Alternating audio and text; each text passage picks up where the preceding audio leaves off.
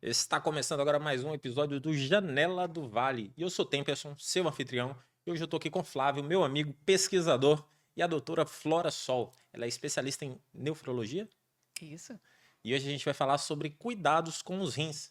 Então você fica ligado aí que possivelmente você está fazendo bastante coisa, está agredindo os seus rins, e isso pode lhe causar problemas futuramente. Então a gente vai falar aqui sobre mitos e verdades, prevenções e o que você estiver fazendo de errado também, a gente deve falar a respeito disso. Bacana. Vamos lá. Doutora, fala pra gente o que que é nefrologia. Tem a ver com os neurônios? Olha, não é infrequente eu receber paciente com encaminhamento para neurologia. E são coisas completamente diferentes, né? Neurologia é o estudo do cérebro, né? E sistema nervoso como um todo. E nefrologia, aí sacanearam com a nefro, porque tinha que ser renologia, sei lá, Rinologia. alguma coisa que automaticamente fizesse as pessoas pensarem em rins, né? Doenças dos rins, vias urinárias, e não é.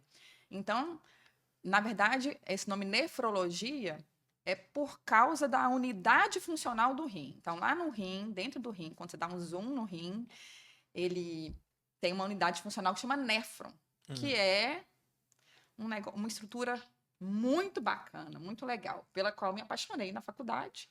E por isso que eu resolvi estudar, porque dava a impressão de que o rim dava notícia de tudo, sabe? Sabe aquele órgão néfron que sente tudo, que percebe tudo, que as mudanças que tem no corpo inteiro, ele sente e avisa. Então, como eu gostei da nefrologia, foi quando eu percebi que muitas doenças, elas se manifestavam pelo rim e, na verdade, o rim era só a primeira pista, sabe? Tá. Do que acontece. E hoje ainda eu trabalho muito, e a parte que eu mais gosto da nefro, na verdade, é essa, né? A gente mexe com pacientes que fazem hemodiálise, mexem com pacientes com doença renal crônica, com glomerulopatias, pacientes transplantados, em diálise peritoneal também.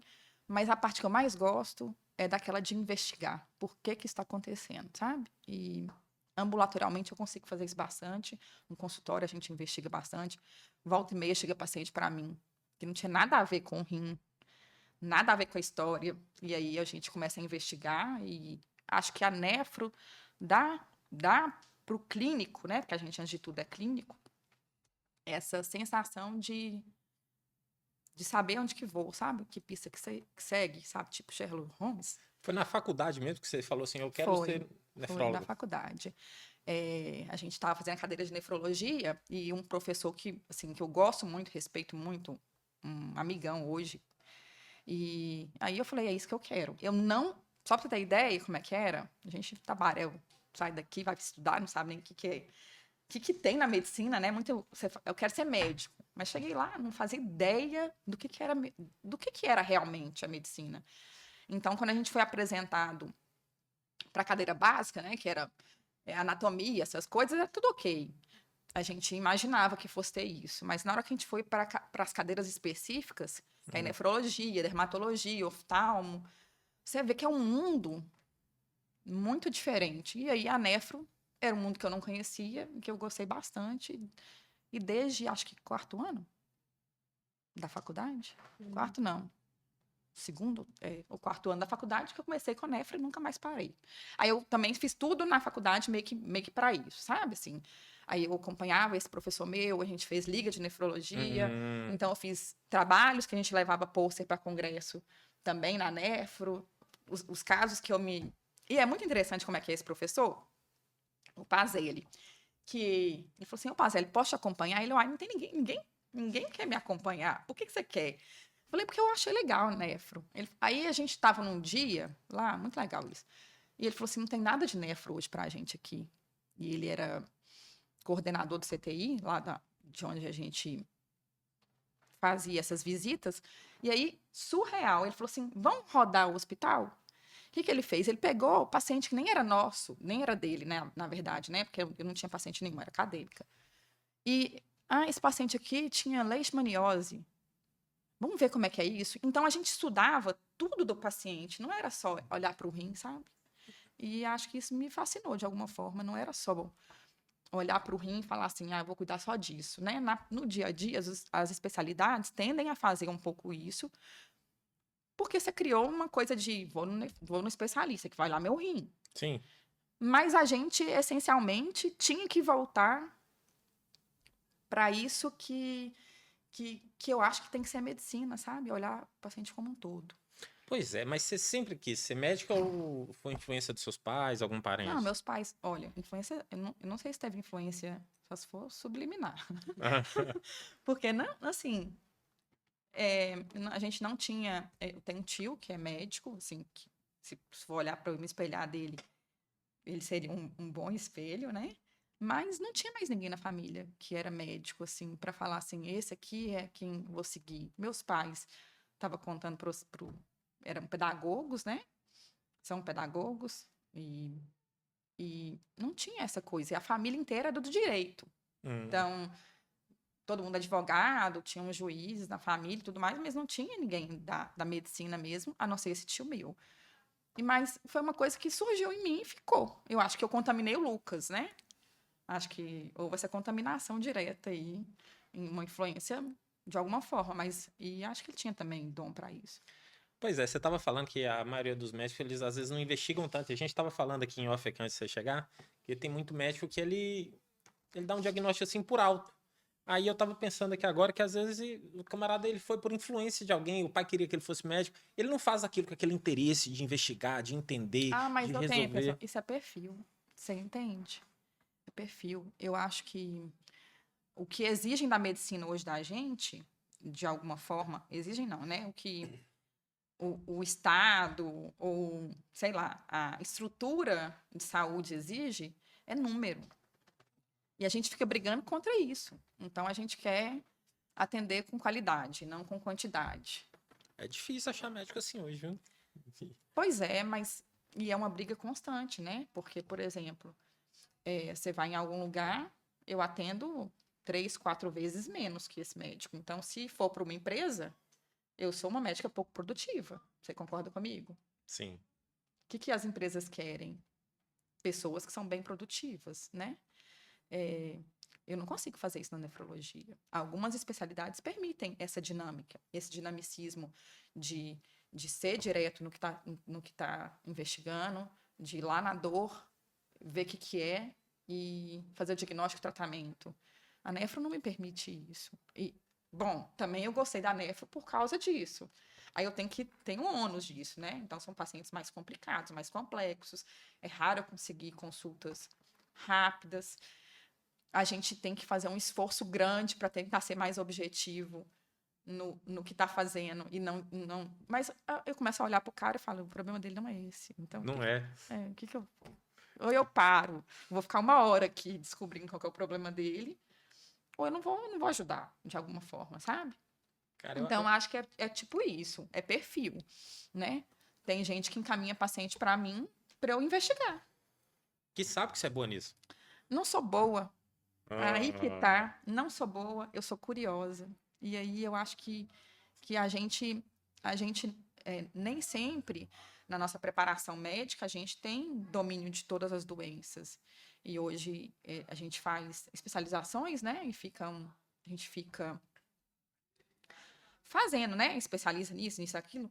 Você fica meio que automático em tudo. O negócio é você não perder essa essa coisa curiosidade, né? de que você tem outra coisa aí. Tem algo que está estranho nessa história. Não é só isso. E esse feeling é muito de sentimento, é muito de ter mais sensibilidade, é muito de. Tem horas que o paciente não tem nada do rim, eu estou te falando, tem nada do rim. E eu falei, não, você não vai sair daqui, não. Nós vamos fuçar, vamos descobrir o que é isso. Então, eu acho que é por aí. É perfil, entende? Porque hoje dá para você fazer isso, né? Olha, não tem nada do rim. Você vai procurar, sei lá, um hematologista. Seu problema é outro. É sua anemia que tá bagunçando a história.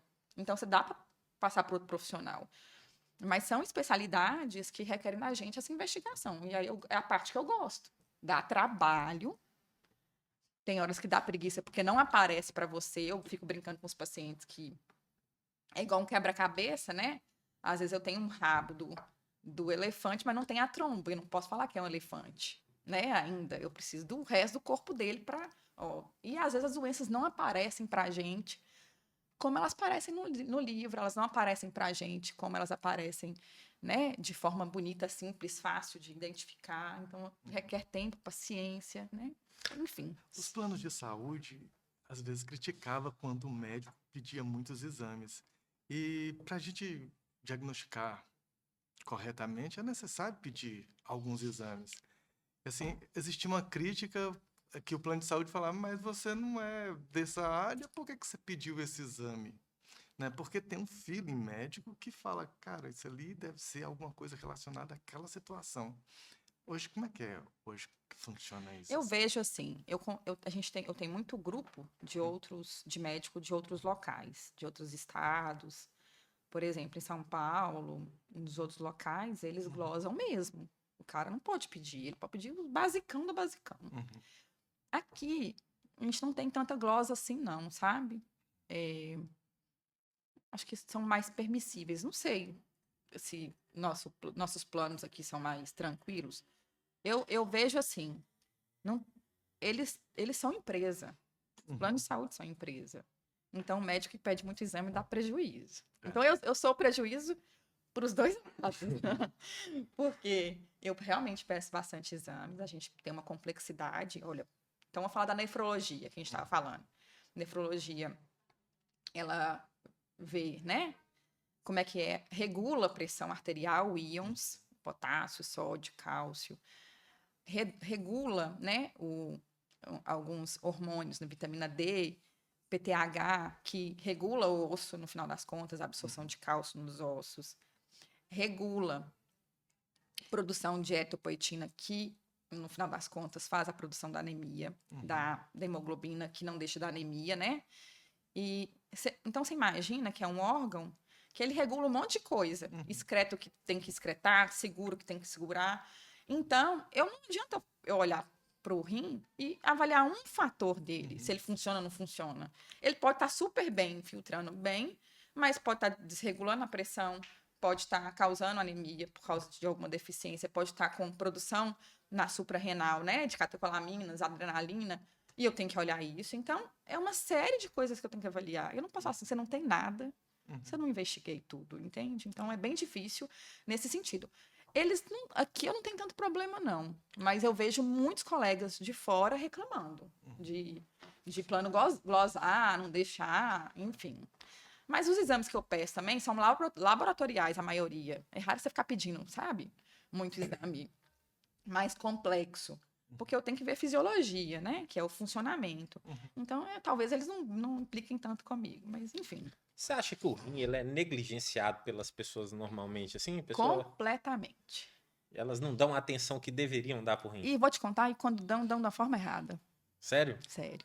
A maioria das pessoas que me procura preocupada com o rim, ela tá chegando lá com dor lombar. A doutora, meu rim tá doendo. Aí até eu consegui provar para ela que aquela dor é porque ele pegou peso sem estar preparado. É porque, às vezes, não é dor no rim, né? O rim dói, basicamente, quando tem Pedra? E pedra saindo. Pedra dentro do rim não dói, não. Pedra, uma infecção grave, né? Que faz uma distensão da cápsula e dói, ou tumor. Se não for essas três coisas, o rim geralmente não dói, então. Então, a maioria das pessoas acha que está doendo, tem uma dor lombar, uma lombalgia, uma lombociatalgia, não tem nada a ver com o rim. Ao passo que as que deveriam me procurar, preocupadas com o rim, não me procuram, porque não sentem nada. Então, o grande BO do rim, nesse sentido, é que ele é geralmente, quando ele está comprometido, ele é pouco sintomático. Então, o cara não sente nada, mas ele tem todo fator de risco. Então, é aquele cara obeso, diabético, hipertenso, que não controla bem, isso tudo, tem doença familiar, nefrológica, e não olhava, e não vai. Aí você fala assim, porra, velho, você tem... Desculpa. Porra, velho, você tem 20 anos de diabetes, você nunca passou no nefrologista? Veio porque tá com dor lombar. Eu falei, graças a Deus que seu lombar doeu. Esses dias eu falei com o paciente assim, graças a Deus que você, sei lá o que você fez, que sua lombar doeu, porque tem 20 anos de diabetes e você nunca veio no nefrologista. Mas qual que é a ligação da diabetes com o rim? A diabetes, ela é responsável por uma parcela gigantesca de lesão renal. Ela junto com a hipertensão, são as duas principais maiores causas de evolução para doença renal crônica. Hoje, eu trabalho num lugar que chama Centro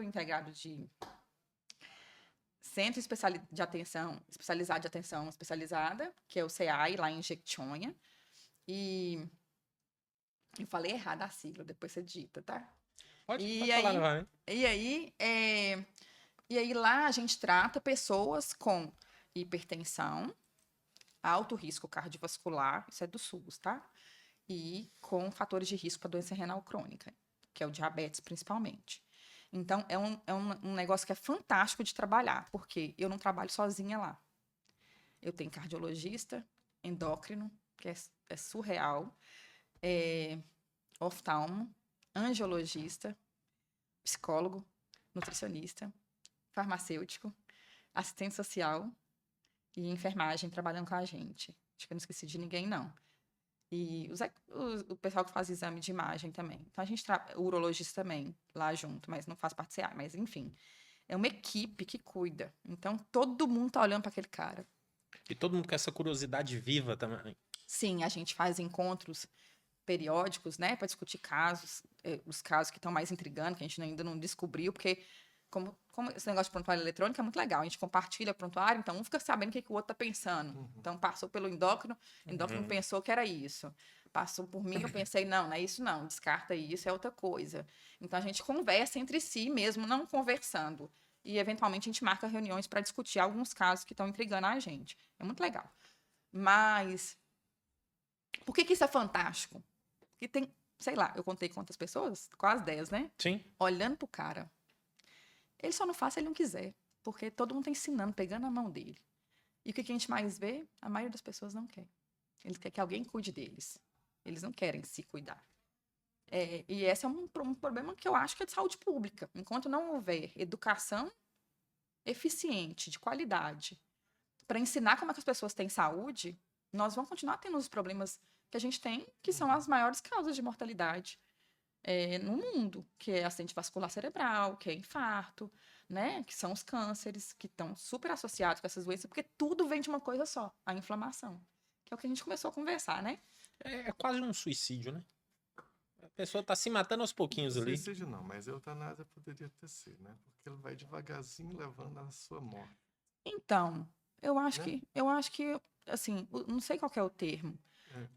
É uma necessidade, talvez, as pessoas que têm a doença crônica, a gente conversa muito sobre isso, de serem cuidadas. Talvez seja aquela coisa que você conversou, delas precisarem de resolver gatilhos mentais antigos. Então, elas transferem o cuidado que elas precisam de que alguém que cuide, que alguém que... Tanto é que a gente percebe, na maioria das vezes, na consulta, quem conversa é o acompanhante, que é a esposa. O cara que é o doente tá lá de boa.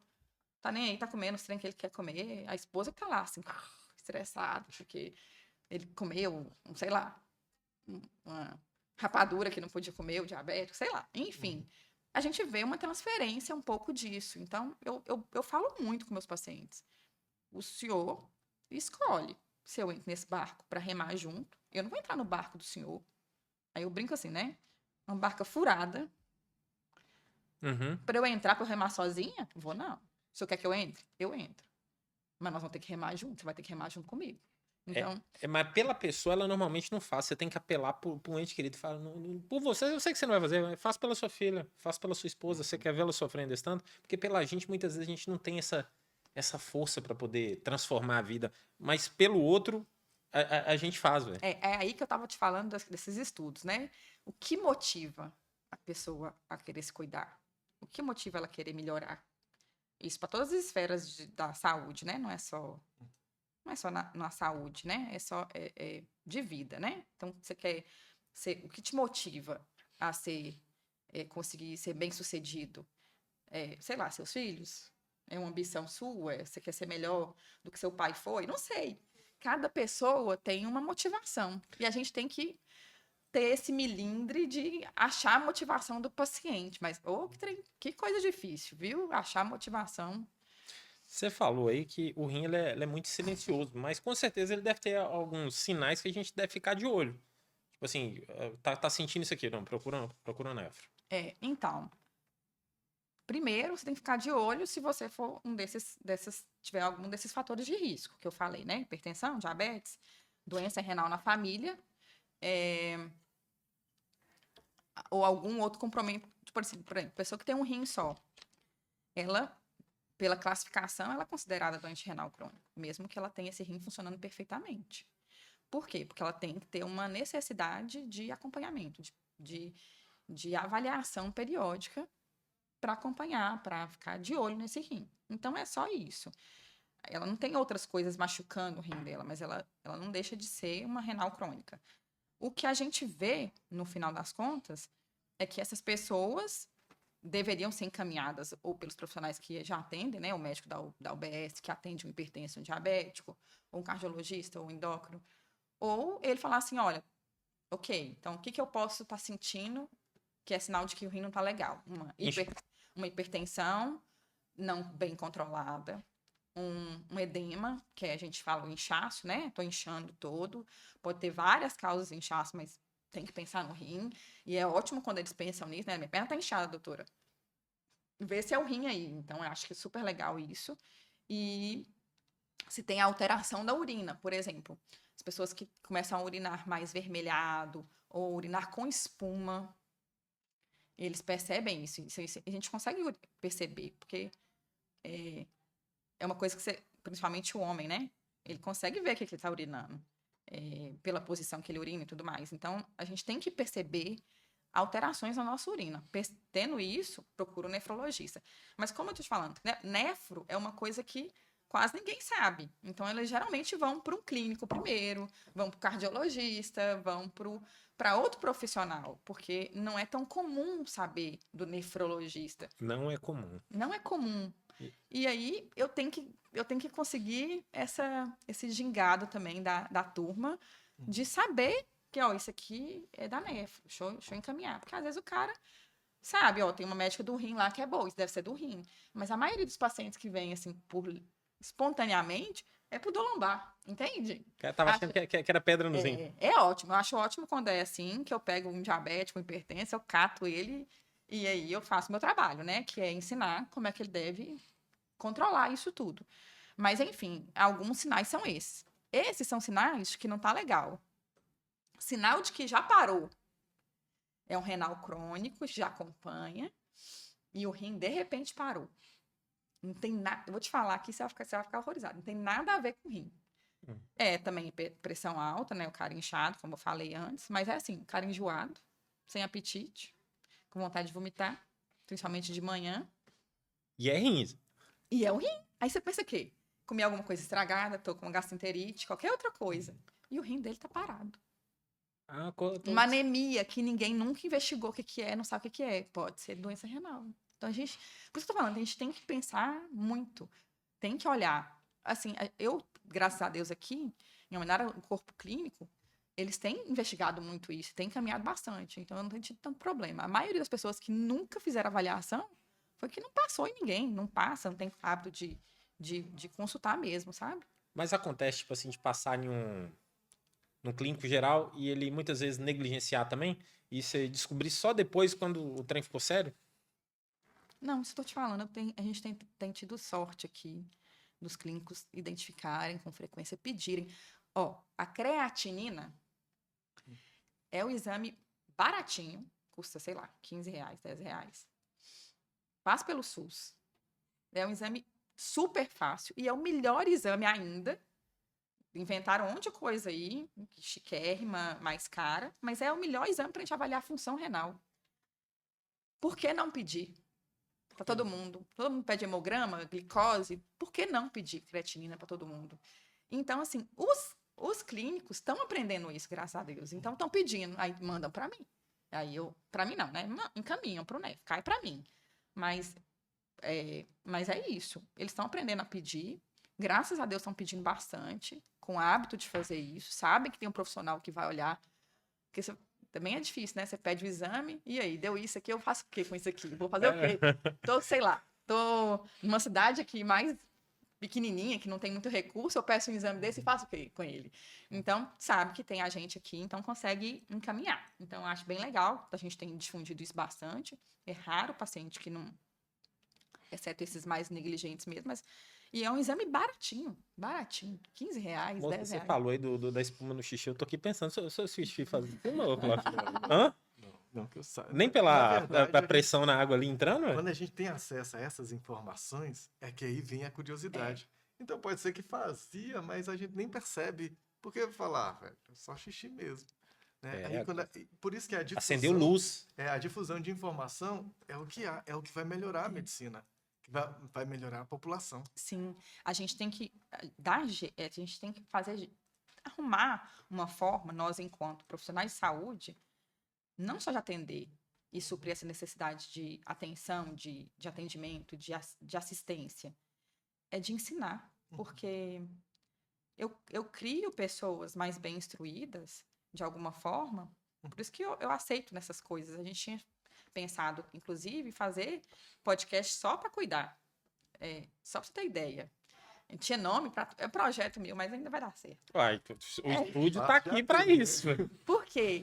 Porque a gente precisa difundir informação. Não tem jeito de eu querer que seu Manel saiba de qual que é o risco dele, saiba como é que ele tem que cuidar da saúde dele, se não falam para ele. Então, A gente é de uma cultura de minimizar os problemas de saúde.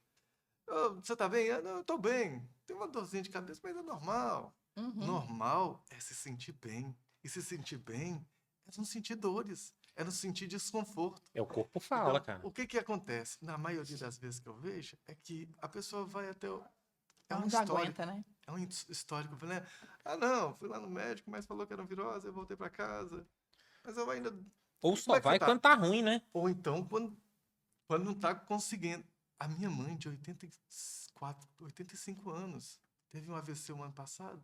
Falei, mãe, a gente tem que ir lá no hospital. Ah, não, Tô de boa, né? tô bem, Precisa não não, vai precisa passar. não. Né? É disso, é de não dar o trabalho. Não sei se é de não se dar o É uma trabalho, cultura, né? ou se ou descrença, ou de falta de... na verdade, tudo desemboca na falta de informação. Então, é bom que mais médicos venham e falam, olha, isso aqui não é normal. Você quer ver uma coisa que nada a ver com nefro, mas tem demais. Homem, chegou numa idade assim, ele começa a não perceber a alteração de urina dele. E é muito comum uma condição que chama hiperplasia prostática benigna. Eu não sou urologista, tá? Não estou levantando bandeira aqui, não. Mas os homens, eles não percebem alterações urinárias importantes. De estar urinando toda hora, um pouquinho. De não ter o jato, alteração, mudança de jato da urina. Ele não percebe, ele acha que isso é normal. Eu não sei se vai acontecendo em alguns muito lentamente, que para ele normaliza. Não percebe. Não percebe. Mas muitos pacientes chegam para mim com o rim já parado, porque essa próstata foi aumentando, obstruiu, a bexiga obstruiu o rim, e aí ele vem na nefrologia porque o rim parou. Eu falo, seu problema não é comigo, seu problema é com o uro. Não adianta eu desligar, fechar a torneira, né? Se eu não desentupir o ralo, não vai resolver o problema. Tá? O ralo está entupido. Então, é uma coisa, e isso é muito comum culturalmente nos homens. As mulheres, elas se cuidam mais. Sim. Elas vão mais ao médico, eu tinha que ver estatística da cuidar, a gente vê se é mulher mais ou se é homem, mas a gente vê que culturalmente as mulheres procuram mais atendimento. Os homens, igual você está falando, negligenciam, né? Eles deixam para lá, na hora que o incêndio está feito, que eles vão resolver apagar o fogo. E eu vejo que muitas doenças e muitas complicações seriam prevenidas se tá me incomodando isso aqui, tá? Alterou, minha urina não tá mais legal. Cheiro. Né? Cheiro da urina forte. Cheiro da urina, não, nem sempre. Tá muito relacionado com alimentação, tá muito relacionado com hidratação, sabe? E cor também, a não ser que seja vermelho, sangue. Mas geralmente a urina amarela com cheiro forte é um sinal de desidratação, né? Quando a gente toma muito líquido no dia, ou o bebedor de cerveja dá muita cerveja, a urina fica bem clarinha, porque ela fica muito diluída. É um sinal de ele estar hiperidratado, né? Então, aquela urina clarinha. Então, ela tem que ser aquele amarelo citrino. Se ela tá amarelo forte, igual a primeira urina do dia, geralmente ela é um amarelo mais forte, porque ela ficou concentrada a noite inteira. Mas depois disso, a urina tem que estar mais clara. Então, se ela, sei lá, na hora do almoço, a urina do sujeito tá amarelona, né? Mostarda, você tem que ter alguma coisa errada. Então, ou ele tá bebendo pouca água, ele tem que olhar. Cheiro pode ter a ver com infecção, com alimentação, com várias coisas, inclusive doenças, né? Que a gente tem que avaliar se às vezes é infecção urinária, mas às vezes também é outras doenças que tem. Então tem que olhar. Se persistir, né? Uma urina com cheiro forte, pode ser só uma desidratação, mas persistindo, né? Agora, sinais de infecção urinária é menos comum em homem. E quando tem homem, dor para urinar, vontade de urinar toda hora, de pouquinho em pouquinho, né? A sensação de que não esvaziou completamente a bexiga, tem que pensar em doença prostática. Porque não é comum homem ter infecção urinária. Por causa do canal da urina do homem, que é longo, ele não tem tanta infecção urinária. Ele tem quando ele tem problema de próstata ou alguma outra uropatia. Na mulher, não. Na região do períneo da mulher, é tudo muito junto. Então, a gente tem ali, anatomicamente mesmo, né? É tudo juntinho, no mesmo triângulo ali, tá tudo. Então, o caminho, a proliferação, as bactérias, elas andam por ali. Então, é muito mais fácil mulher ter infecção urinária do que homem, nesse sentido. Aí, para mulher, é mais comum procurar a gente por causa de infecção urinária, né? Eu pensei que os homens tinham menos infecção por conta da cerveja, né? Toma mais cerveja, faz mais xixi, então vai junto com o xixi. O Vai pessoal junto fala com a muito cerveja. da cervejinha. Vou tomar uma cervejinha aqui para poder hidratar. Não hidrata. Não hidrata, Não. né? Não. Assim, na verdade, o rim, você dá mais trabalho pro seu rim, né?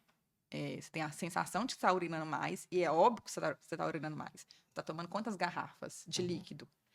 Mas você dá um trabalho gigante pro seu rim, porque seu fígado tem que metabolizar aquele álcool, e o que você tá bebendo, que a cerveja, o que for, né? Mas tem energético, às vezes tem destilado. Então, seu fígado metaboliza e seu rim tem que jogar fora todos esses metabólitos.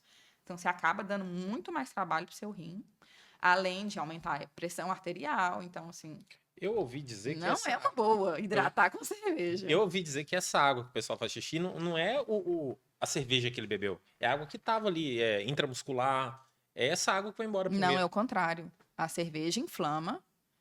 A cerveja, o álcool em si inflama. E ela... Vê um cara que toma cerveja demais, ele tá todo inchado. Você não percebe, mas ele tá todo inchado. Você fala assim, vou parar aqui na quarentena, que você vê muito comum eles fazerem isso, né? Vou ficar aqui 40 dias aí sem tomar cerveja. O cara murcha. Uai, eu bebi... Ele desincha, eu porque bebi ele tava demasiado. 15 anos. Eu parei de beber, acho que com 40 dias eu tinha perdido uns 10 quilos, sem fazer nada. Você desinchou. Então, é a sensação que você tá urinando mais, porque o volume que você tá tomando de líquido é grande. Seu rim tem que jogar fora, tem que se virar para jogar aquele tanto de coisa fora. O que o rim faz, basicamente? Ele pega tudo que tá ruim, ele tem que diluir aquilo, porque ele não consegue... Se ele fosse o intestino, ele jogava sólido fora. Ele tem que diluir aquilo ali para jogar aquilo ali fora. Então, ele tem que pegar o máximo de água que ele puder e jogar fora. Quando você bebe muita cerveja, no outro dia você está com sensação de desidratado. Sim. Você tá A inchado. boca seca. Você tá inchado porque a cerveja faz isso, o álcool faz isso. Você tem a sensação de que você urinou demais, que você tá de boinha, mas você não tá. Você tá inchado e desidratado. Porque o rim teve que pegar tudo que ele podia para tentar jogar fora. Então, ele causa uma desidratação. O álcool faz isso. E aí, é uma falsa sensação de que eu tô urinando, sabe? Bebe o tanto de água. Você não consegue beber o tanto de água que você bebe em relação a líquido, né? Em relação à cerveja. Sei lá, o cara senta e toma 12 cervejas, 6 cervejas. Você não consegue tomar, numa sentada, 6 garrafas daquela de 600. 3 litros de 3 litros de água sentado em 1 hora, 2 horas. Você não faz isso. E o cara que bebe a cerveja fazendo uma atividade física, por exemplo, jogando uma bola, que ele ainda já tá suando, mas ele precisa de tirar... Não, mas aí você tá... Foi longe, né? A gente que é médico, pensa assim, esse cara é uma bomba relógio, né? Porque ele tá aumentando a pressão arterial dele durante o uso de bebida alcoólica, ele tá desidratado e ele tá fazendo esforço físico. Então, pode dar errado, né? Pode dar errado. Graças a Deus que o corpo é tão perfeito que ele dá um jeito de não dar tão errado assim, mas pode dar errado, né? É a chance grande. Não combina, né? Assim, Os dois, né? não sei como é que essa galera faz A gente tem muito esse lance de compensação. Não, vou tomar uma cerveja, mas eu vou jogar peteca. Vou jogar um futebol. É. Então eu tô fazendo um exercício, vou comer uma carne, mas vou jogar futebol, né? Nada, só. mas se uma coisa for separada, eu até entendo, mas junto eu vejo. Eu tenho dificuldade de entender aquela coisa junto. Você jogou a bola, suou, tudo mais, aí você senta e relaxa um pouquinho, toma uma cerveja, ok. Você pensa assim, agora eu vou relaxar, né? Vou hidratar. Então, o ideal seria que você tomasse uma garrafinha de água e a de cerveja. Então, sempre intercalar para você ficar bem hidratado. Pra minimizar ali os danos. Se é que tem jeito, né? Mas tem. Qual que é a pergunta que você mais escuta no consultório? Nossa, você me pegou, porque é muita coisa, né? A mais comum, assim, o pessoal chega e fala...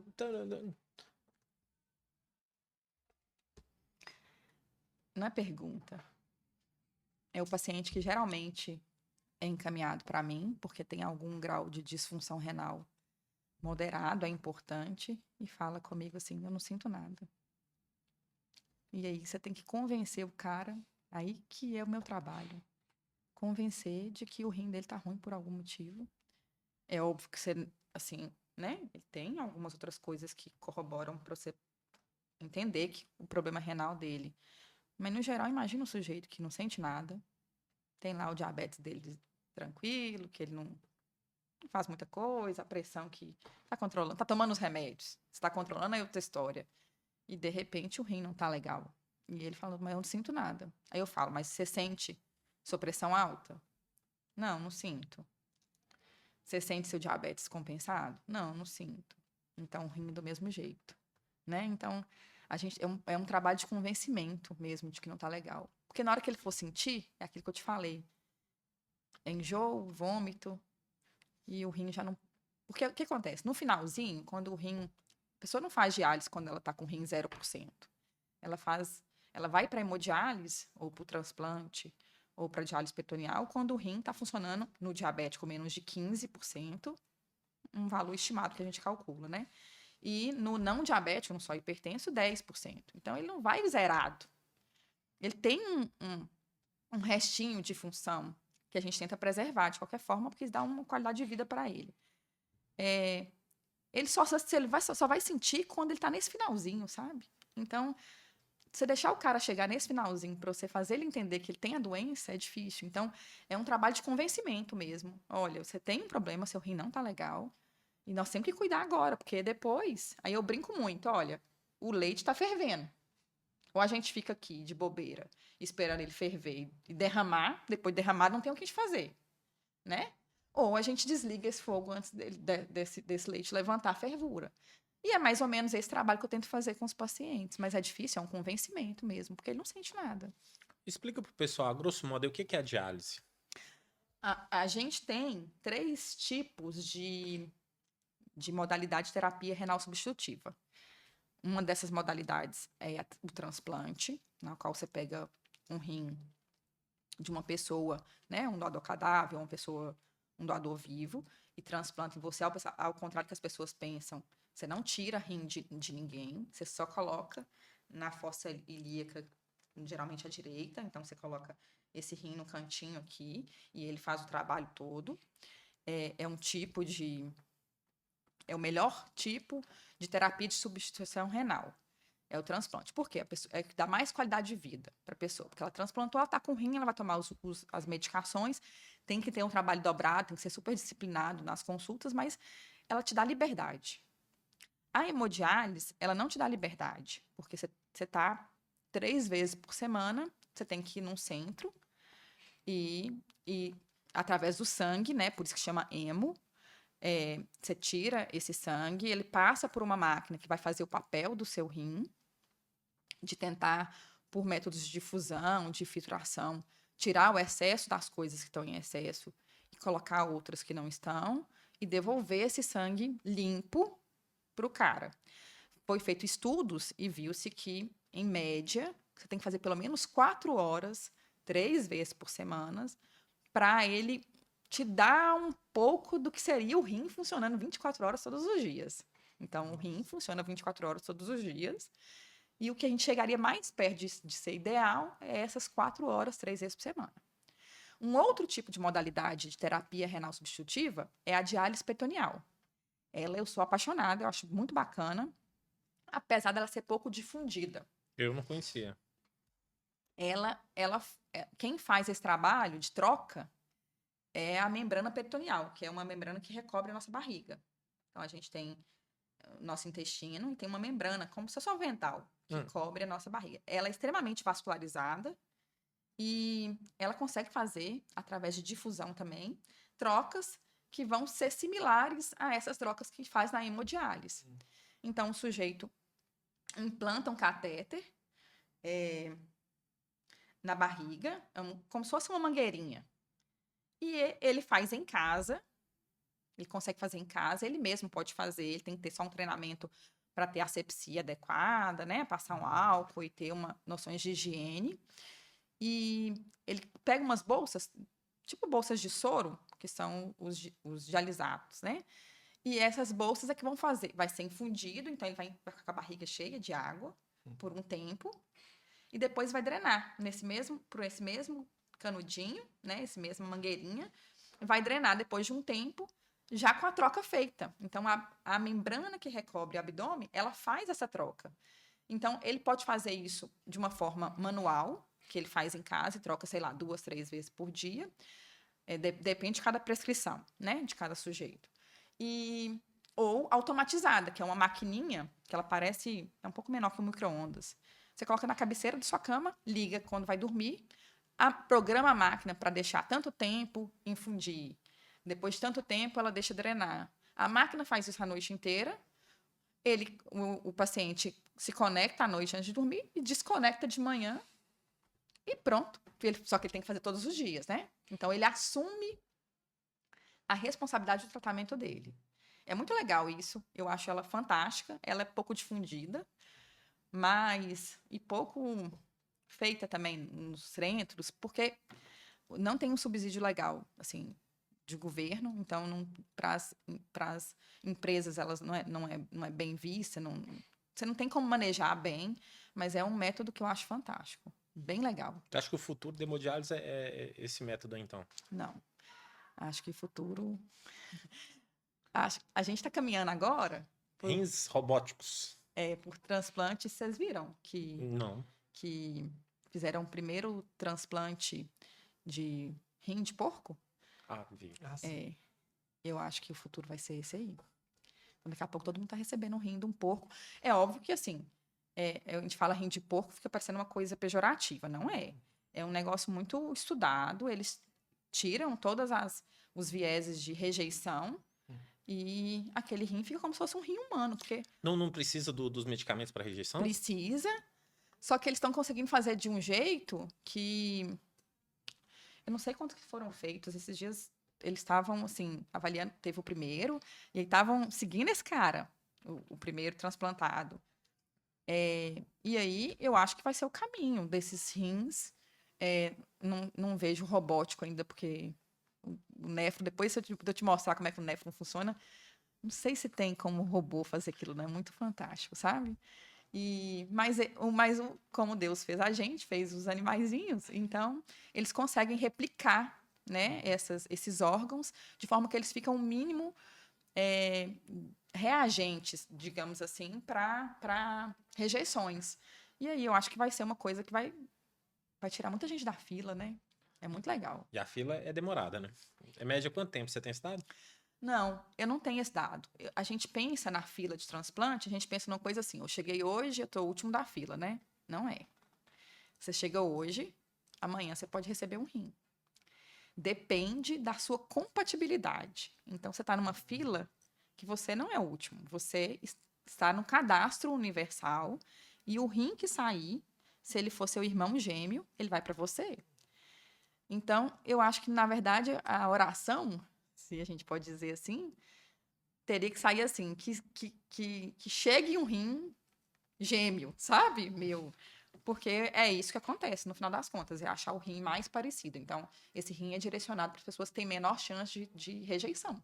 E não porque estava na primeira da fila, né? Alguns casos, as pessoas passam na frente da fila por algumas condições clínicas. Aí a gente vê, por exemplo, pessoas que vão receber rim duplo, que vai receber pâncreas, rim duplo não, transplante duplo. Pâncreas e rim ao mesmo tempo. Então, elas não ficam na fila do rim lá, sei lá. É o que sair para ela. Essas pessoas têm uma insuficiência de órgãos múltiplos, né? Do pâncreas e do rim. Teve o caso polêmico lá do Faustão, né? Que recebeu. Não estou entrando em méritos nenhum, mas ele tem prioridade, porque ele tem falência de 2 órgãos. Então, ele consegue receber. Ele tinha feito transplante cardíaco e o rim piorou logo em seguida. Ele tem preferência. Assim, acha o rim mais compatível com ele e é dele, nesse caso, né? Teve muitas polêmicas nisso, mas ele realmente tem preferência, porque ele já era um transplantado de outro. Então, você não quer perder o coração e o cara morrer por falência renal, você consegue passar ele na frente. Algumas condições são isso, né? Mas, no geral, você não está no final da fila, você está no seu lugar na fila, né? É igual eu falei, minha mãe, ela ficou 13 anos pra poder transplantar, é um tempão, então vocês tomam cuidado com o rim de vocês aí, viu, gente? Vocês cuidam direitinho aí, porque não é brinquedo, É uma não. estrada grande, né? Eu vejo que nessa época da pandemia, infelizmente, teve um desserviço, né? De não funcionar o transplante de forma adequada. Então, nós ficamos aí 2 anos sem praticamente transplantar, sabe? Caiu muito o número de transplante, tinha Covid, né? Assim, teve um desserviço nesse sentido. É óbvio que, frente a essa história da pandemia, teve uma dinâmica muito difícil da gente mexer. Mas foi uma época que a gente transplantou pouco, então é muito ruim. Então a galera ficou na fila mesmo, né? Então, E perderam muitos rins, né? Que tava ali disponível pra transplante, possivelmente, né? pois é, muita coisa, né? Aí fala assim, é Covid positiva, não é suspeito, não pode, tá em quarentena. Então, assim, eu acho que essa dinâmica do Covid atrapalhou bastante o bom funcionamento que estava tendo dos centros transplantadores, sabe? Acho que atrapalhou bastante. Agora que eles estão retomando, estão falando bastante nisso. São equipes fantásticas. Hoje eu vejo assim, eu não sei mais, a gente mexeu muito com transplante na época da residência. Hoje eu não consigo manejar mais, não, sabe? É uma dinâmica completamente diferente. A gente tem nefrologistas que são só transplantadores. Então, os caras só fazem isso, são muito bons, uma equipe muito ética. Tem pacientes que vêm querendo passar comigo, doutora, eu transplantei, mas quer continuar. Não, você não vai continuar comigo, não. Eu não tenho nem capacidade de eu vou ser seu step. Se tiver algum problema assim, eu te socorro, mas conduzir um transplante é uma coisa que hoje é uma subespecialidade da nefrologia, sabe? É muito legal, mas é bem difícil também. Os transplantes são feitos mais próximo, seria aqui ou onde Eu mais acho que faz? em Patinga tem e Valadares eu não sei, mas em Patinga tem com certeza e em BH. A referência nossa é para esses 2 locais. Geralmente é BH. Lá de Taubim era para BH, acho que para Felício Roxo. E aí fica longe, né? A gente está longe de É, tudo, né? assim, para hemodiálise já é longe, né? Que o É, pessoal hoje ainda precisa sair para precisa. fazer a Tá com hemodiálise. assim, tem uma perspectiva de o centro de diálise aqui em breve, já está em construção, está em obra.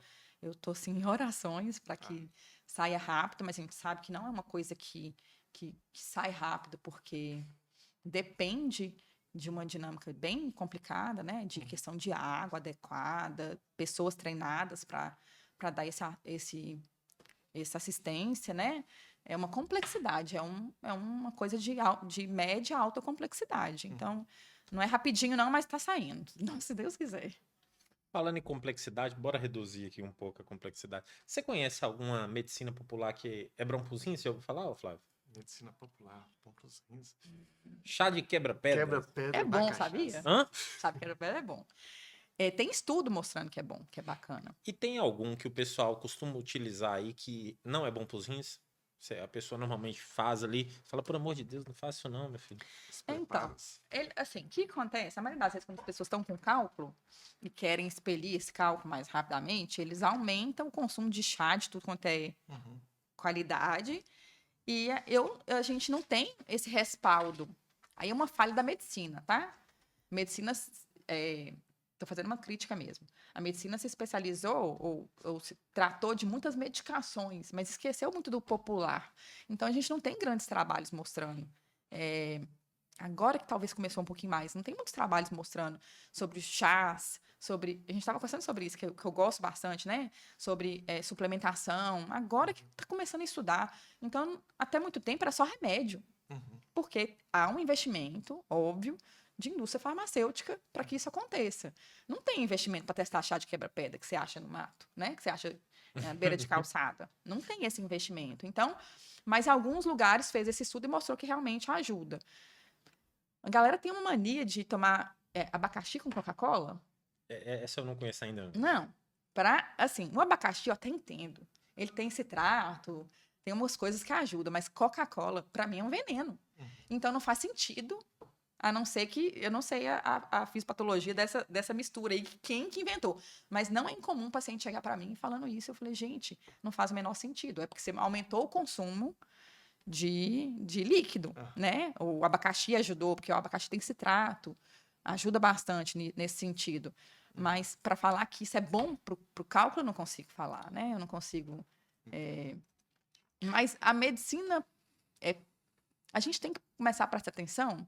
Não é à toa que nossos antepassados usavam as medicações, usavam aqueles remédios. Tem algum fundamento. A gente que não conhece, sabe? Pois é, agora eu fico pensando de onde é que surgiu esse conhecimento, porque diversas coisas se provam verdade no final das contas. Sim, sim. Olha para você ver. Estava estudando ontem à noite, hoje de manhã. Eu estudo de manhã, acordo de manhã cedo e fico dando umas lidas em umas coisas.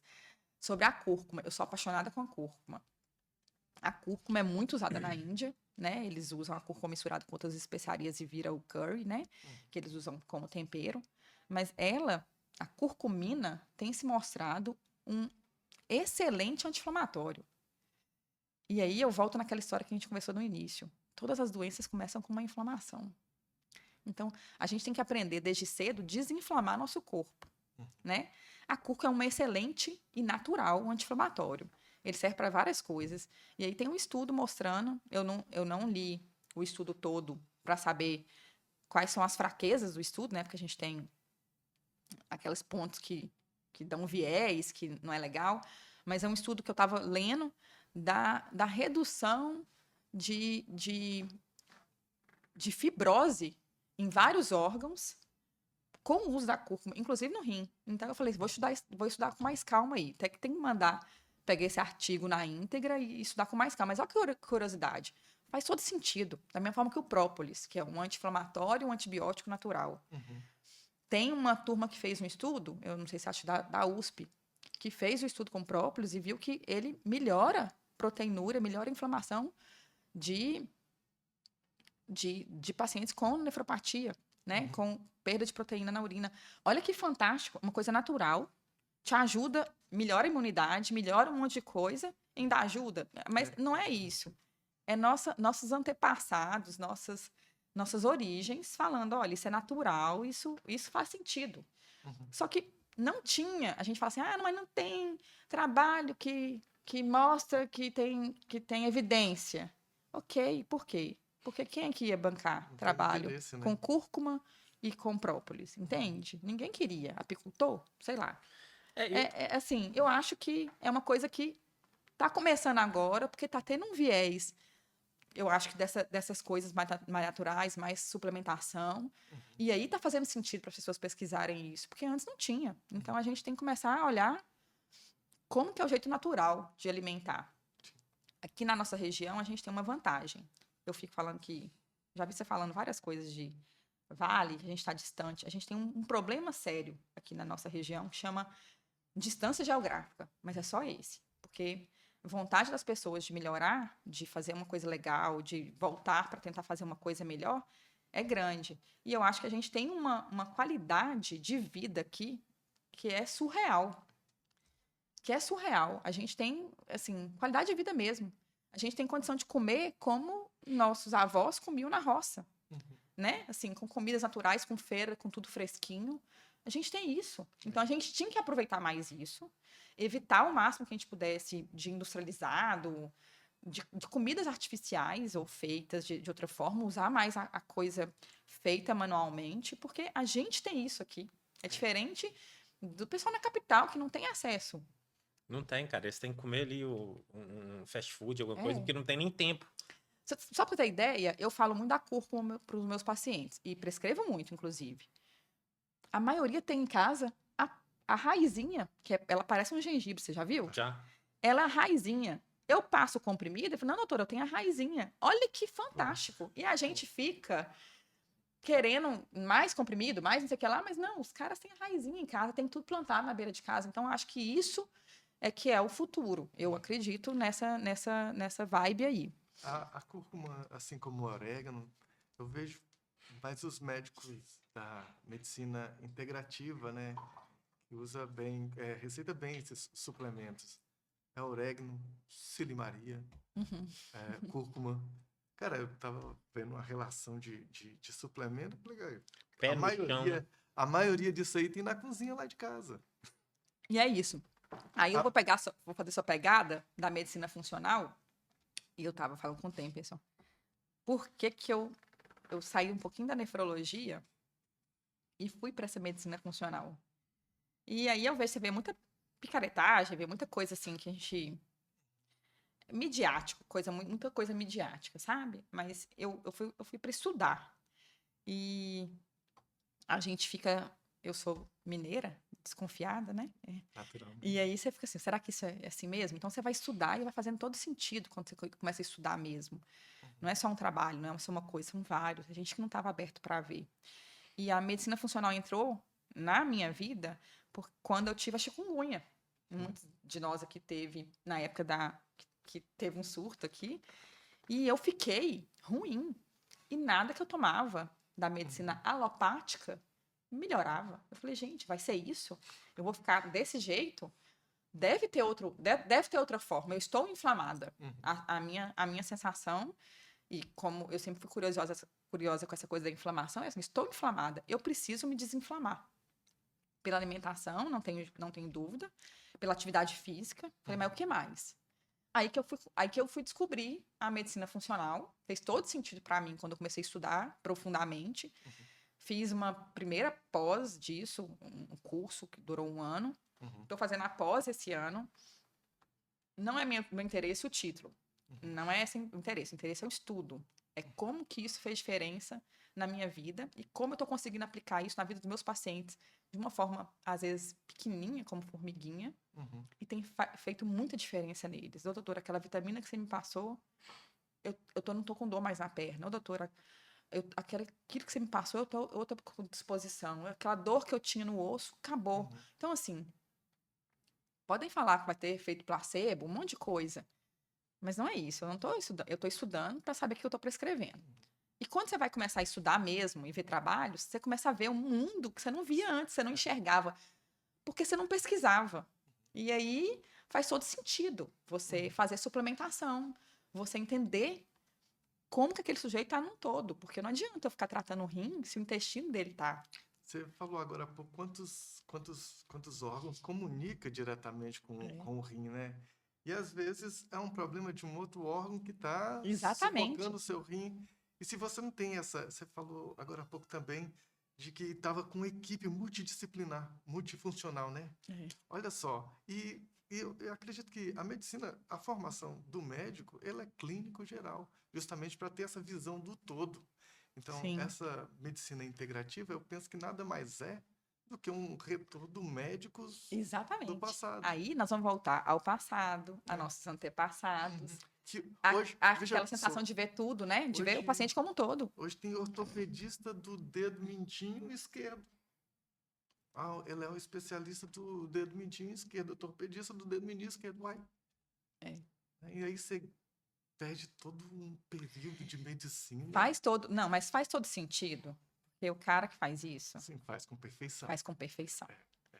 Mas aí é que eu tô te falando. Aí a gente vem pra peleja do dia a dia Pro e a gente tentando. vê que algumas coisas não vão resolver, Uhum. porque não é aquilo que é o problema. A raiz é outra. Se a gente não tá aberto para entender o que é raiz, a gente não consegue entender qual que é o problema do paciente e como resolver aquilo.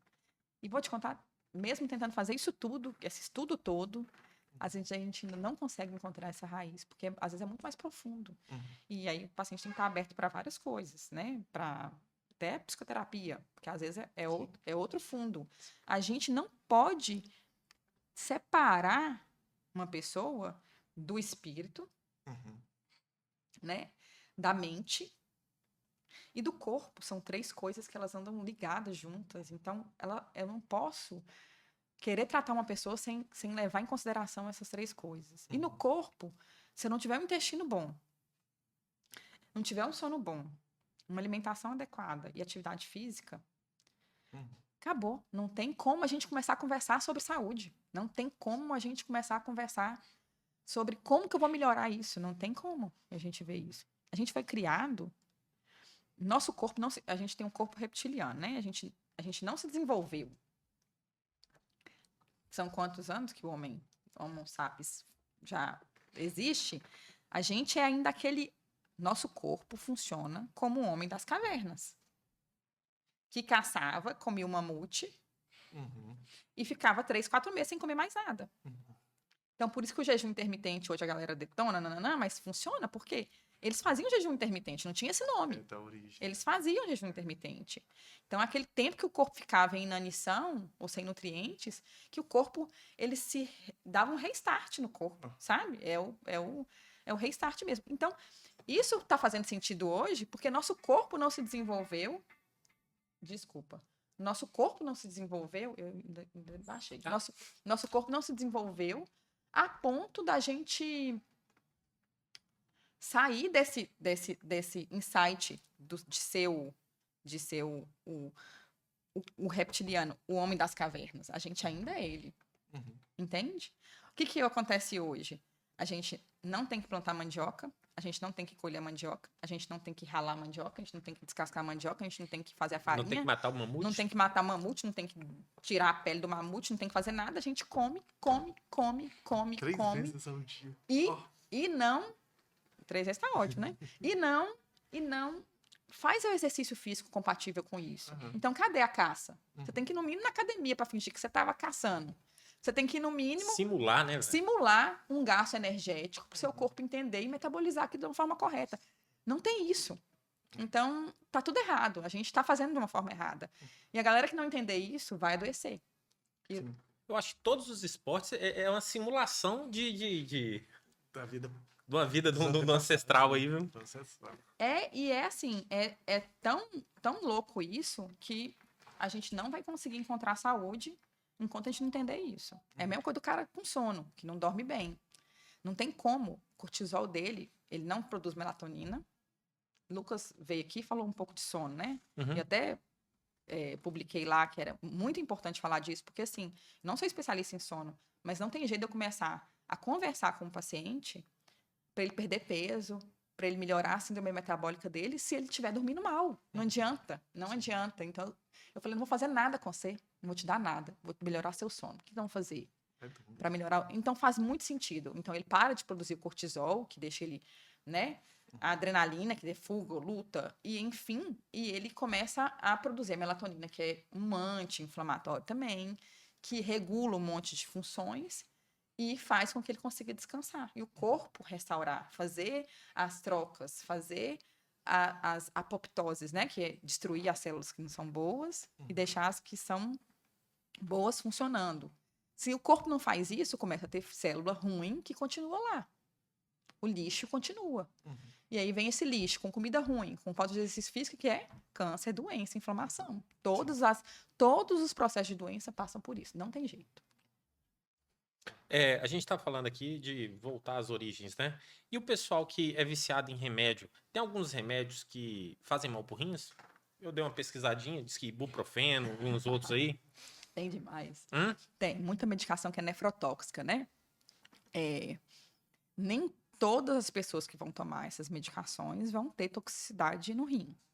Mas aquelas que têm uma propensão maior de ter alguma sensibilidade, elas podem ter uma nefrotoxicidade. Os anti-inflamatórios são os campeões. E não porque eles são mais tóxicos, são porque eles são mais consumidos. Então, você vai lá, você vai no balcão da farmácia e fala assim, tô com dor nas costas. E não veneninho pro rim aí. Toma nimesulida, toma ibuprofeno, toma diclofenaco, Tandrilax, Tandriflax. É um monte de remédio. Você não vai falar, doutora, eu tomo aquele comprimidinho. Me fala o nome. Na hora que eu vou ver, é um que tem diclofenaco, que tem algum desses anti-inflamatórios.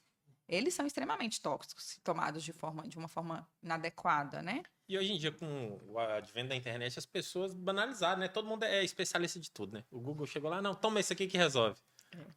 Você acha E resolve, né?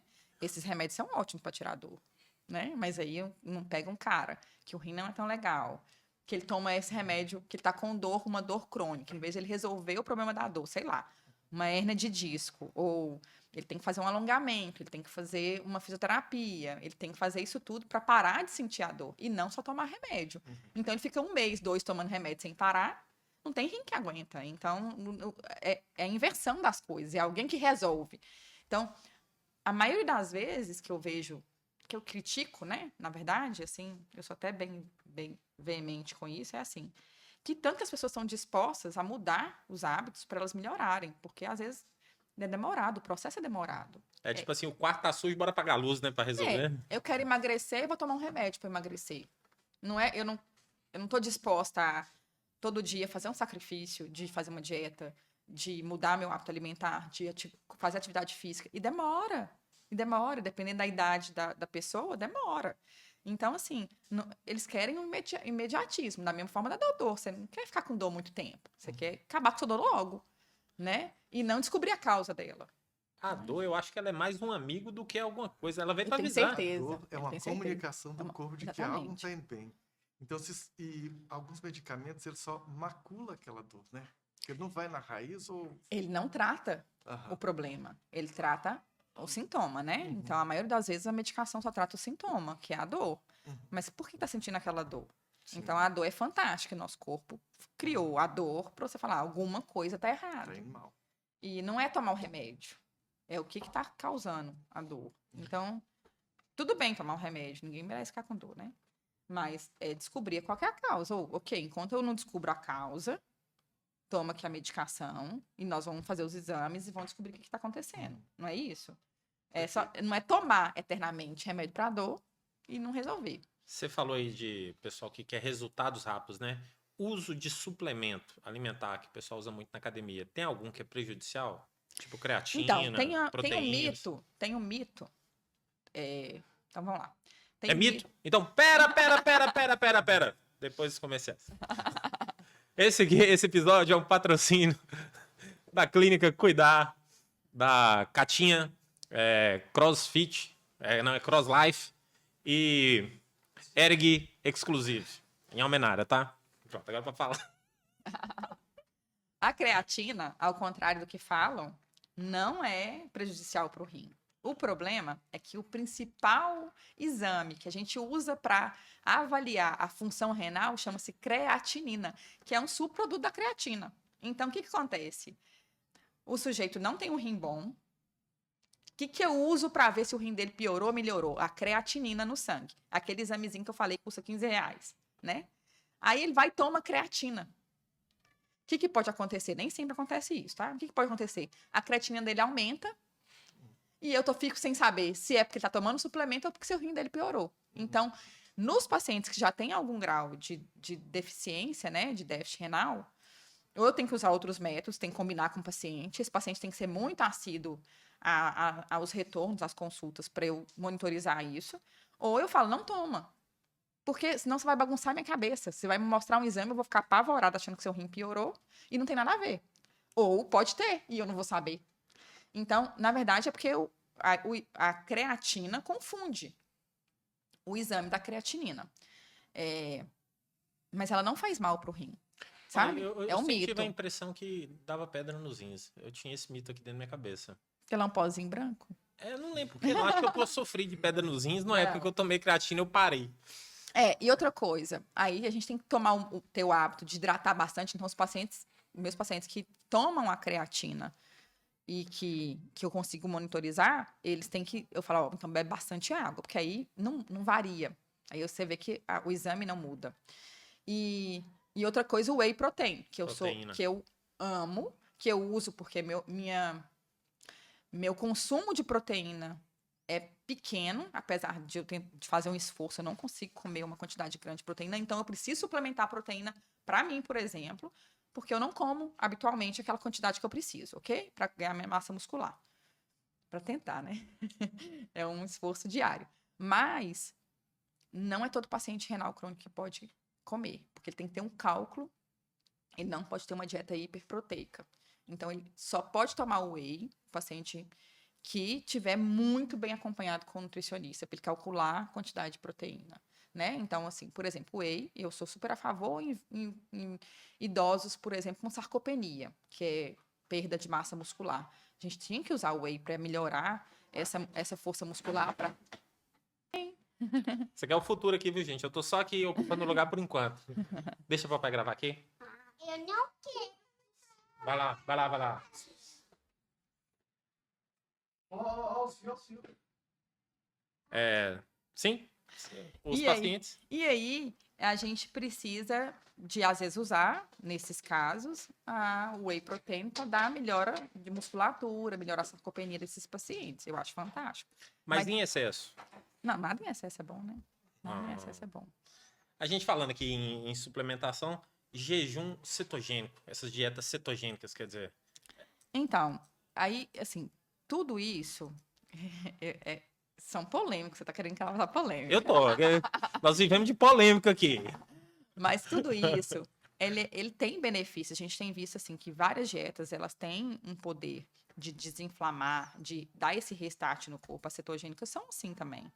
Mas elas têm que ser bem feitas, bem acompanhadas e com um propósito, sabe? Então, talvez a minha crítica maior dessas dietas que ficam, todo mundo fica brigando aí, cada um puxando a corda pro seu lado, cada uma delas tem um benefício importante e faz todo sentido para algumas coisas. Tem a carnívora, tem a cetogênica, tem a low carb, que eu sou apaixonada com a low carb. É difícil de fazer, mas eu sou apaixonada com ela. A mediterrânea, teria a dieta perfeita. Enfim, todas elas são fundamentais, mas para o que você está precisando naquele momento. Então, tem gente que tem problema neurológico que conseguiu melhorar, né, com cetogênica. Então, depende do que é. Então, eu acho que tem que ser bem acompanhado. Não pode ser de orelhada, sabe? O maior problema dessas dietas, desses treinos, desses acompanhamentos, é porque a coisa é de orelhada.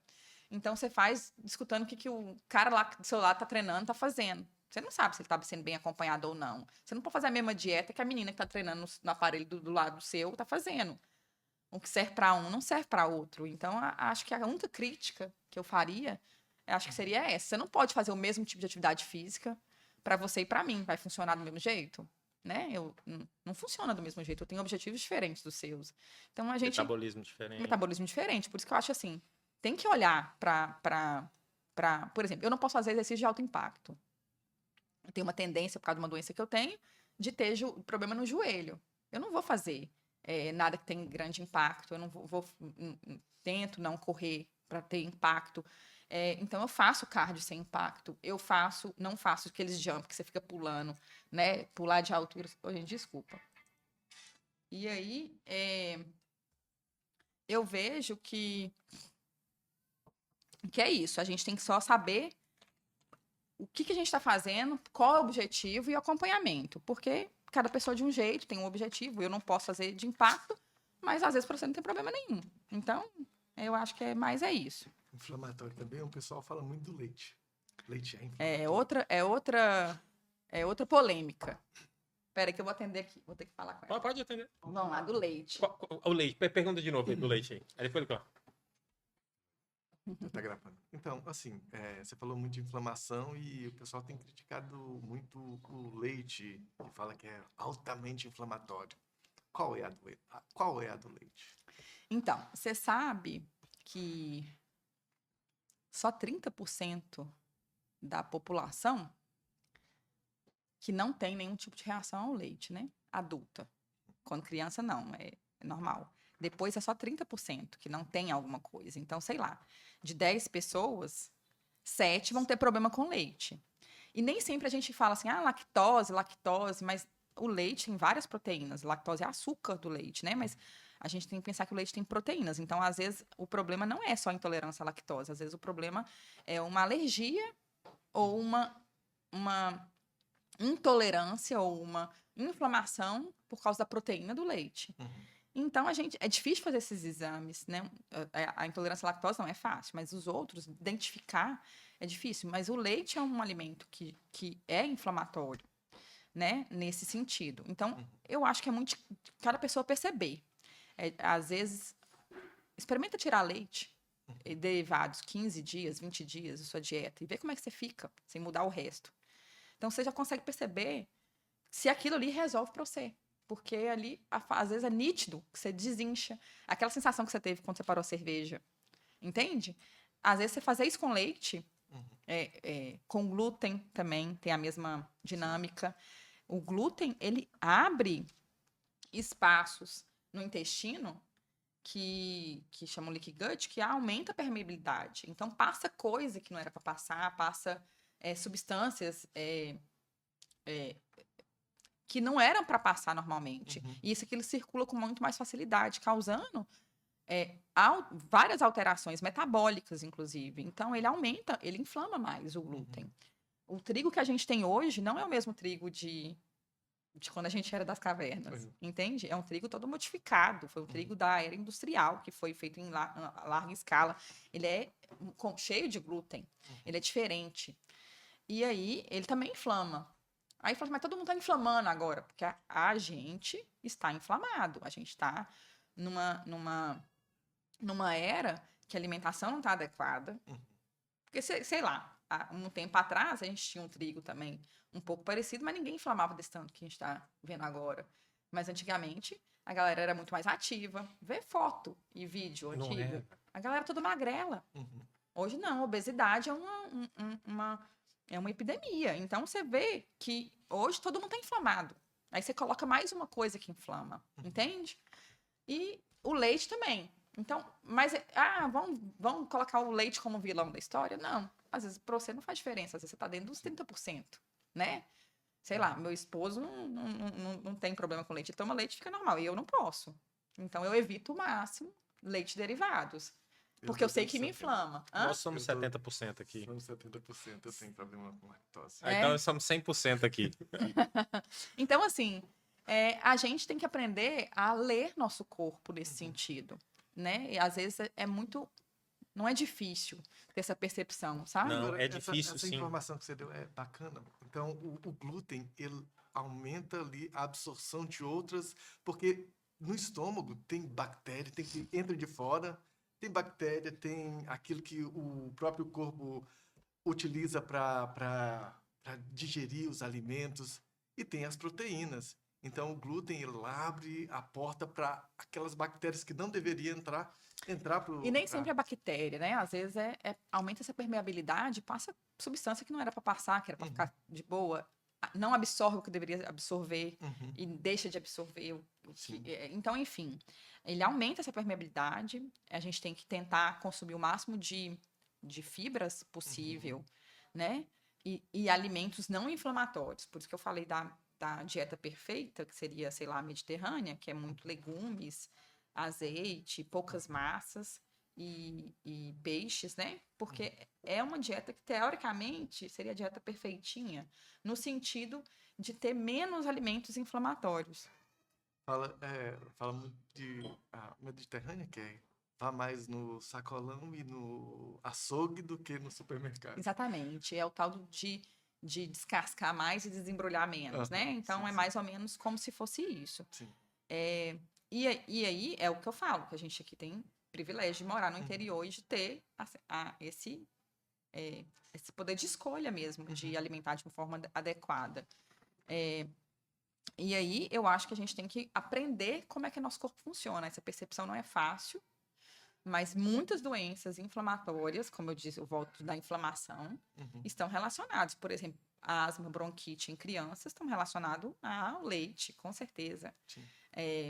Faz a experiência quando tiver com, sei lá, eu tenho filho que tem asma.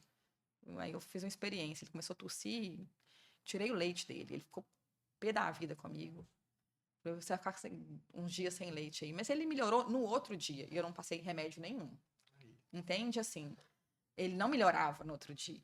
Ele não era criança que melhorava no outro dia sem fazer nada. Era que quadro arrastava. É porque o leite que fez aquilo? Não. Ele já tem uma predisposição da asma, mas o leite inflama e piora. Entende? Sim. Nesse caso. Então, eu tento evitar, trocar, mas é difícil os diagnósticos disso são difíceis. Então, é muito percepção da gente, com o corpo da gente, de perceber quando você está inflamado. Mas é igual eu tava falando, você falou que é fácil perceber, não é não. As pessoas, elas não estão conscientes para diversas coisas. A grávida, por exemplo, ela come o tijolo porque ela precisa de um nutriente que tem no tijolo. É o ferro, né? Sim, é a terra. mas só que eu tive um momento da minha vida que eu consegui escolher as frutas pelo cheiro. Eu falava, eu quero essa hoje. E eu comecei a comer bem menos, comecei a ficar muito mais disposto, acordar bem mais cedo, correr muito mais. Porque eu ia lá, cheirava e conseguia saber. Agora eu não tô assim, porque eu tô preocupado com diversas outras coisas, tô ansioso, Sim, tô não sim. sei o quê. Mas Nosso corpo é inteligente, né? É. Ele seleciona, né? ele sabe, Se, né? se a Bobo gente, não. se a gente não colocasse, se a gente não tivesse tão no automático, ele resolveria bem essa coisa, né? A diversidade de alimentos nos traz essa coisa. A gente não come todo dia. A suplementação, aí eu tenho uma crítica, né? Todo dia você suplementar aquela coisa. Às vezes você precisa, porque você tem uma deficiência, ok? Então, por isso que a gente tem que ir ao médico, fazer os exames, ver o que eu preciso. E não só sair tomando. Mas, às vezes, a gente... Suplementou, verificou, equilibrou, parou. Ok, exatamente. E outra coisa, a gente, na alimentação da gente, a gente não come todo dia a mesma coisa. Vamos supor, sei lá, cenoura, tem vitamina A, laranja, tem vitamina C. Você não come todo dia cenoura e laranja. Nossa, é sazonal. Tem uma época da laranja, a época da cenoura, a época de outro fruto. Tanto é que não dá o ano inteiro. Exatamente. E isso é pra gente... Agora a gente consegue com a agricultura ficar moderna, né? Mas assim, raciocinando, a gente deveria comer frutas da extração. Por quê? Elas é que fazem sentido para preparar nosso corpo para a próxima Estação. para a Os próxima indianos estação. falam isso. É surreal. É porque a natureza é inteligente. A gente que fica Como? bagunçando com ela. Você falou de alergia, de inflamação. Eu vi que no seu podcast tinha um teste na Cuidar que via vários alimentos, né?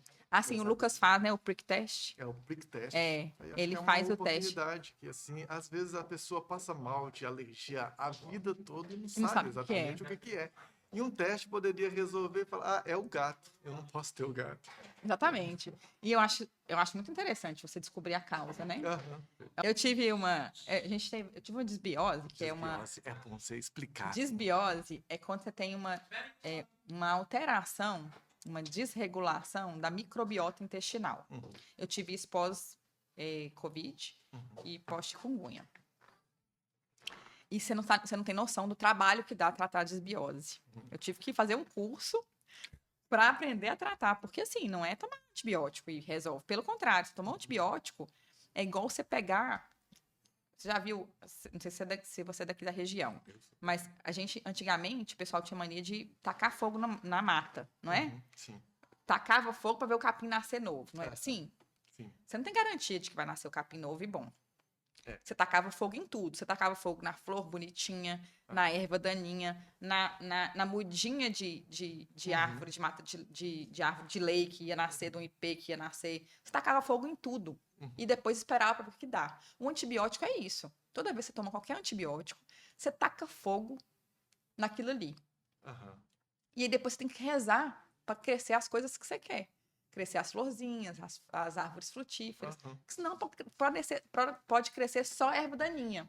E é assim que acontece. Na maioria das vezes que a gente, com esse tanto de antibiótico que fica tomando, você taca antibiótico e depois não cuida de que semente que você está jogando. Entende? Então é bem difícil tratar. As doenças em si também que inflamam causam esse aumento de permeabilidade ou leaky gut, que o glúten também faz. Eu demorei horrores para descobrir que era o glúten, que era o açúcar, que era o leite. E eu não tenho intolerância à lactose. mas eu tenho uma dificuldade com leite. Uhum. Quando eu tô bem da minha desbiose, eu não preciso ficar me poupando do leite, ele não me faz mal, Sim. entende? Mas quando ela tá errada, eu não consigo. Então, você vê que você começa a entender seu corpo. Uhum. Não é simples eu extrapolar isso para todos os pacientes, porque eu teria que entender profundamente como é que é a alimentação, hábito de vida, o que ele faz. Uhum. Mas é um jeito da gente instigar mesmo. Olha, presta atenção no que você come. E as pessoas não prestam atenção no que elas comem.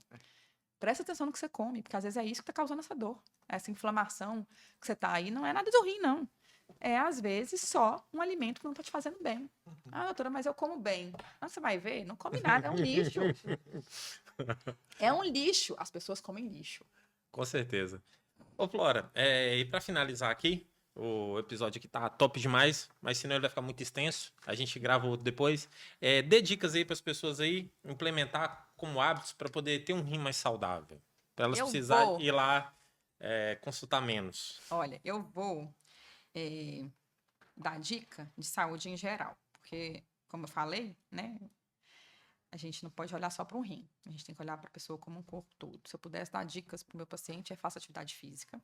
Escolha aqui que você se adapte melhor e faça, porque a gente tem que ter esse movimento do corpo depois de um tempo. A gente precisa de músculo. A gente precisa... E aí, minha recomendação seria musculação, porque para mim atividade física melhor, mas nem todo mundo se adapta a ela, ok? A gente precisa de músculo para ser funcional. Isso não é estética, isso é corpo funcionando lá na frente. Então, é como se fosse a poupança do nosso corpo. Você não precisa ficar dependendo de ninguém para tomar banho, para ir ao banheiro, para comer. Você tem que fazer atividade física para você ter músculo para conseguir fazer isso, para levantar da cama.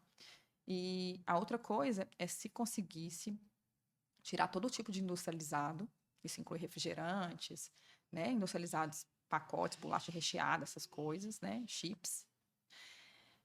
E açúcar, velho. Eu acho que se eu tivesse falar assim, uma coisa que você pode tirar da sua vida para sempre é açúcar. Então, se eu tivesse falar assim, doutor, fala duas coisas que para mudar, tira açúcar E faça atividade. e faça atividade física. O leite, você descobre se faz bem ou não para você. O glúten, você descobre se não se faz bem para você. Mas o açúcar é para todo mundo. E você, assim, um adendo nisso, não sei se vai ser legal, se não quiser nem usa, não, mas você sabe que o Alzheimer, que é uma das doenças que está mais prevalente hoje, assim, que tem uma prevalência que tem aumentado frequente, ele tem sido chamado de diabetes tipo 4. Porque ele é um distúrbio, uma consequência do excesso de carboidrato, de açúcar, no final das contas. Então, se você quiser evitar Alzheimer, se você, assim, muito tempo falou assim, é genética, não é genética. Não, é excesso de açúcar. A galera tá ficando demente por excesso de açúcar. Então, se eu tivesse que falar assim, duas coisas para você fazer na vida, que se você fizesse, eu ia ficar feliz, independente de ter problema no rim ou não. Porque doença nós vamos ter, não vai ter jeito. Se a gente for viver mais, vai ter doença tranquila de boinha ou doença cabulosa. Depende do que você decide hoje. E aí, tirar açúcar e atividade física, qualquer uma. Gente, muito obrigado. Espero que vocês tenham assistido até o final e tamo junto. Eu que agradeço. Obrigado.